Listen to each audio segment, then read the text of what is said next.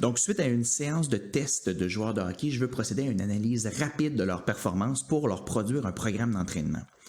Donc, j'ai ici un athlète, on va prendre l'exemple de Olivier. Olivier qui a fait 2 essais. Son premier essai, il a complété son temps sur 30 mètres en 5,88, alors que son deuxième essai, 5,71.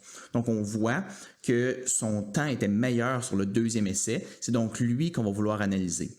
C'est sûr qu'on pourrait passer du temps à analyser la courbe de vitesse pour voir mais les éléments plus problématiques, qu'est-ce qui s'est passé sur la vidéo pour voir. Mais étant donné qu'ici, on veut montrer un exemple d'une analyse rapide, on va passer cette étape-là pour aller directement sur le profil Sciences Perfo.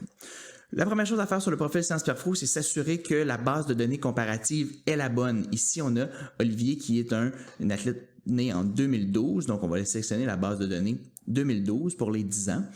Et on voit que lorsqu'on le compare à son groupe d'âge, il est avec un rang percentile. Donc, on voit par exemple que son temps 0,5 mètres, on va prendre l'exemple du 0,5 mètres, est à 84 %. Donc, il est meilleur que 84 des joueurs de son groupe d'âge.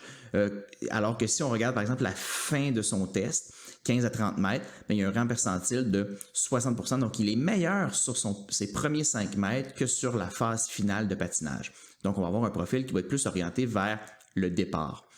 Même chose si on compare ici les pointes de vitesse qu'il va avoir générées. Donc, on a des pointes de vitesse qui sont, à l'exception de la pointe de vitesse à 10 mètres, là, qui sont relativement en dessous de la moyenne.